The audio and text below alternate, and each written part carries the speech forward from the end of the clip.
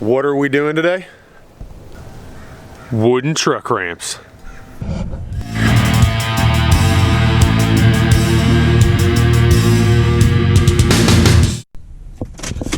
All right, back from the store. We have 2 pieces of plywood and 2 2x4s. I think this is gonna do it. I'll show you the plan. See what we got cooking. Okay, here's what we're looking to build. We got 4 pieces of plywood across here. Going to be standing vertical, supported all the way to the ground, and the 2x4s are really just there to tie them all together and keep them from wanting to fall over like dominoes. And then it'll get a piece of plywood across the ramp and across the top. And I've got a little 2-inch kick out on the back to keep it from wanting to do anything crazy, like the front of it flip up, and we're left with a 14-inch surface on the top. Hopefully this will be enough, but we're just going to kind of give it a shot and we'll see what happens. All right, I've got the plywood unloaded out of the truck onto the bench. Now the plan is the ramps are going to be about 1 foot tall, so I need 4 pieces of plywood per ramp.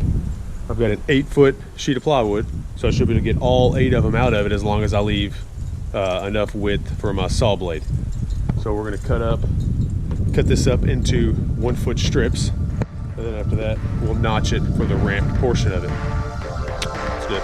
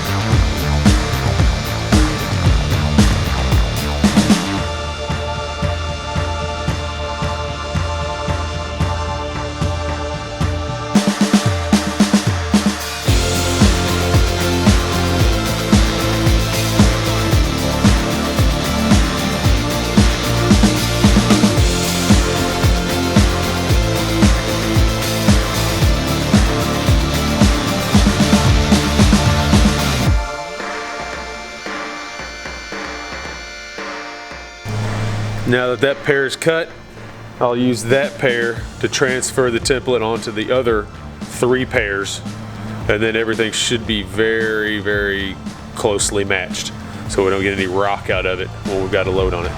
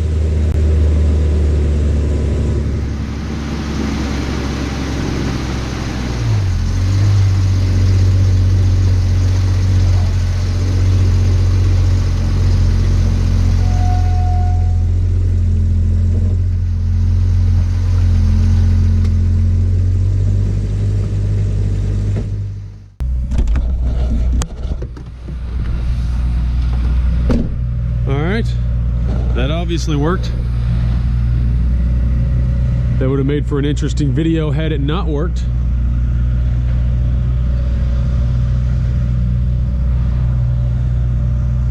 Now I know you can row to the store and you can buy a set of ramps. They're not too awful expensive. My issue was that I wasn't just wanting to use these to pull a car straight up and off to change the oil or anything like that. What I'm gonna do with these is I'm gonna put them on each corner, and I'm gonna use these to really flex the Jeep out so I can dial in the bump stops. So what I was looking for was a big enough platform for the tire to sit on here that I could pull up onto it and then turn the tires back and forth. So I can tell if I'm gonna get any rubbing out of the bumpers or the fenders or anything. There it is. Worked out well. If you want to check it out next time, I'll have these things caddy cornered on the tires and we'll just see what kind of flex we can get out of them. Catch you next time.